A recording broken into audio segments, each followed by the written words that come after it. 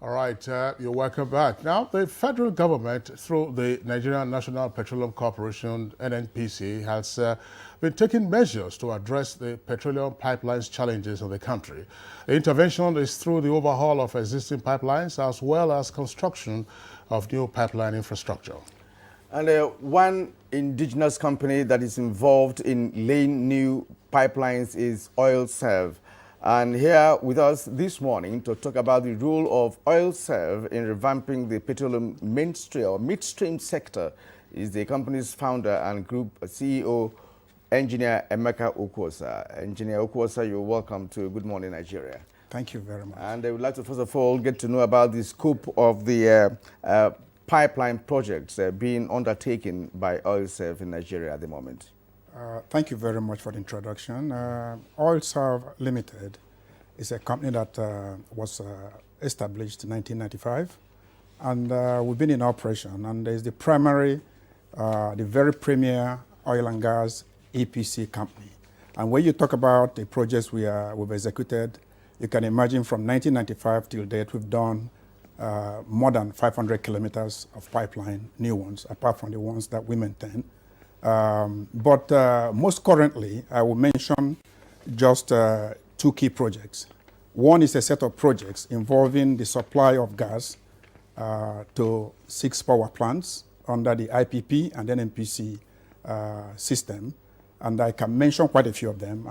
Ihobo Power Plant in Edo State, Baram Power Plant in Bayelsa, Ebema Power Plant in River State, Calabar Power Plant in Cross River, as well as Aloji Power Plant in Abia State.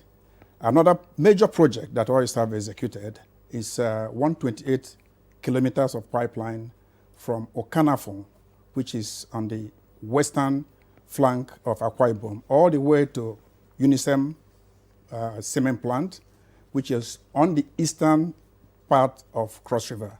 It's a major project. And when we talk of EPC, we're talking of engineering, procurement, and construction, which is a full gamut of the entire value chain. Now, what is the guarantee of the quality of job being done in those projects? The quality is fully guaranteed.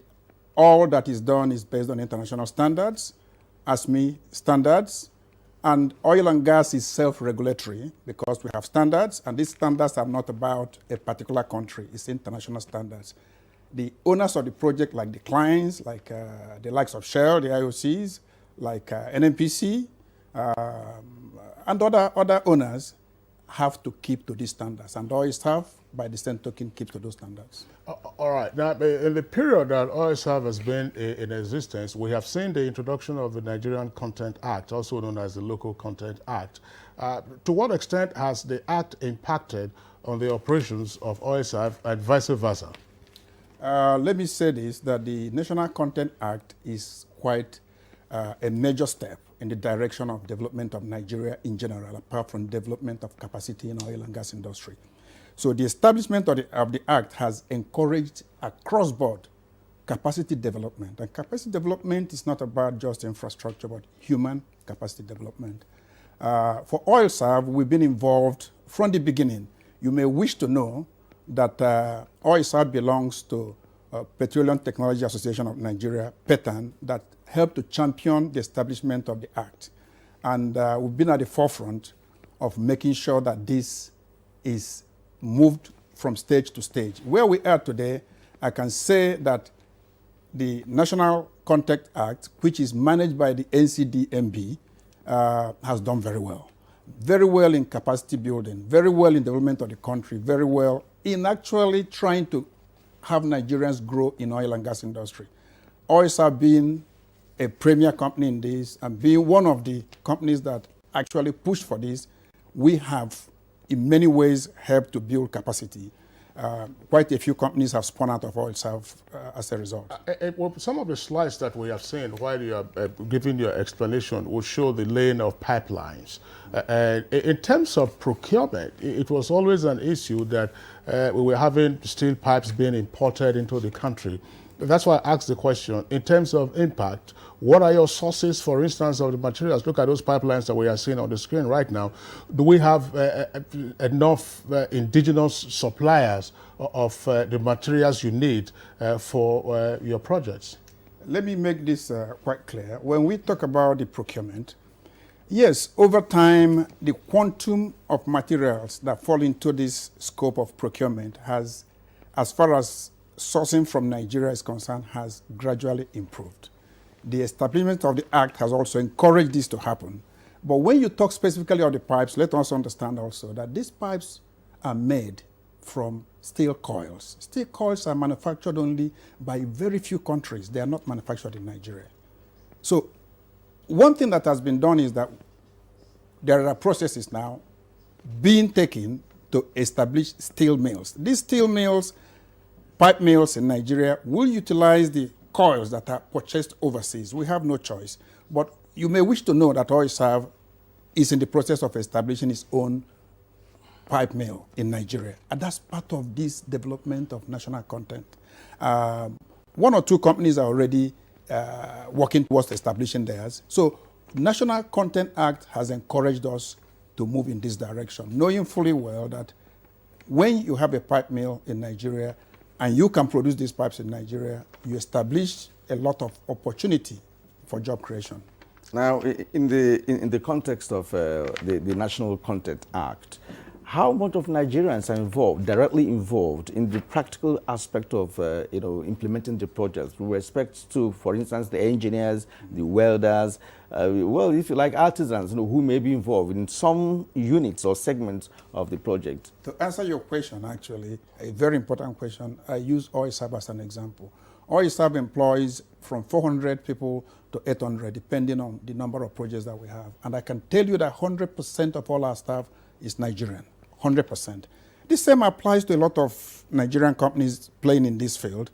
What is going on now is when you talk of 100%, you're talking from the basic worker in terms of activity all the way to the most advanced technical people, welders, fitters, engineers, project managers, maintenance engineers, 100% Nigeria in some cases.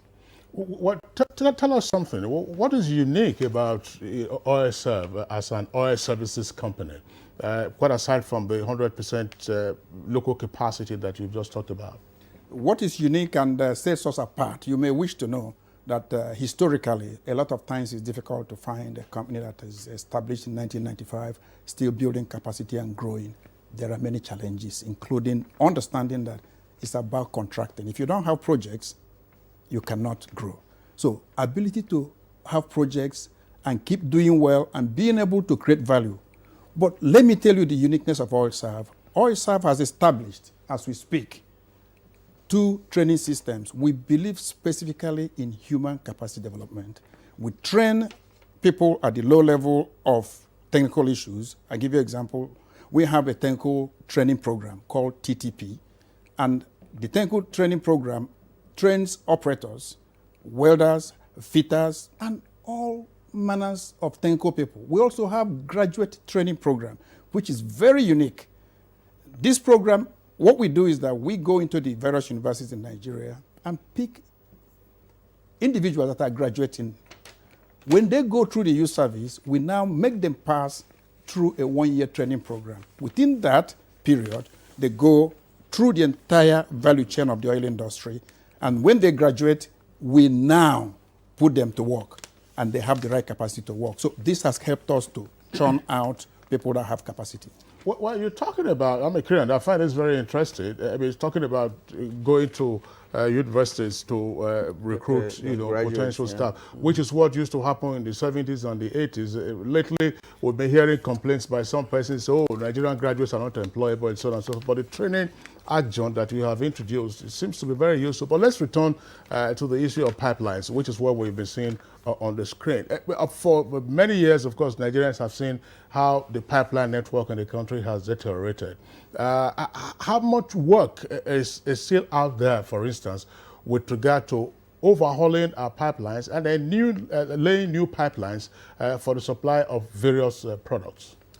A lot of work has been going on, and I give a lot of credit to NNPC. NNPC, I'm sure in the past few weeks, you will have heard Dr. Maikanti Barrow, who is the Group Managing Director, who has done a lot of good work in developing a lot within NNPC in the past couple of years, as far as gas development is concerned. What has happened, NNPC has already told us that in the past few years, total of 600 kilometers of pipeline has been built. You may wish to know that Oilserv has been the one that built almost half of this. Now, a lot also is going on in terms of rehabilitation of existing pipelines, whether it's gas, product, or crude oil. I know clearly that in the past 3 years, again, the same story. I'll give you an example.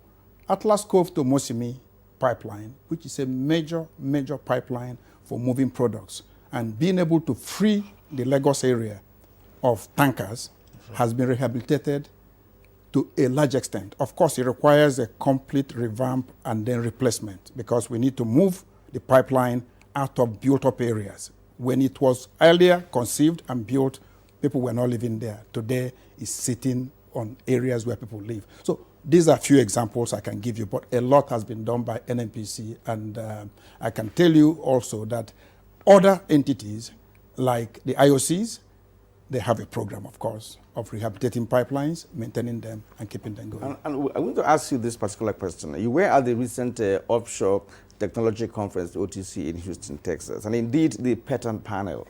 Now, which one of the highlights of the Nigerian delegation participation at the OTC has been consistently sponsored by Oilserv? What is in there for you?